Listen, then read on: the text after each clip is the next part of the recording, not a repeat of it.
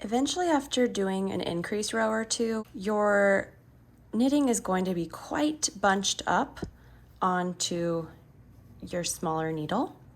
This is only pertinent to the people that are working with separate length needles, not the people working magic loop.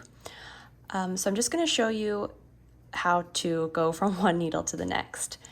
You're going to obviously slip your stitch marker, and then I don't work it right at the beginning of the round. I'm going to knit a few stitches just so that my stitch marker doesn't get lost in the works.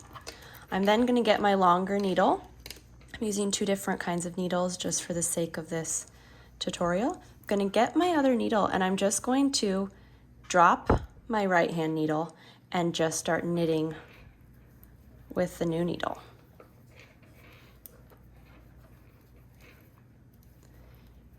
If this is not feeling good to you, you can also just take your new needle and just slip every single stitch onto the needle.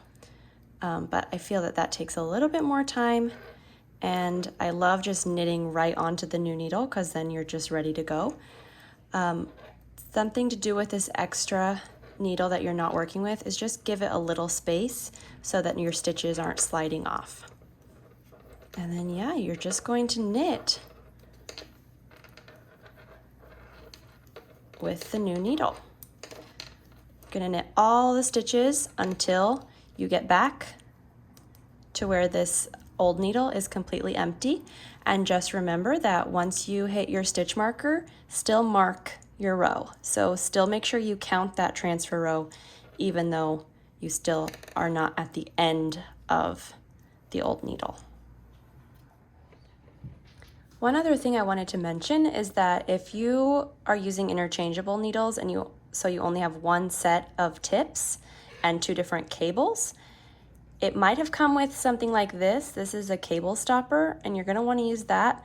You also can use just a rubber band or something else that would be able to stop the stitches from sliding.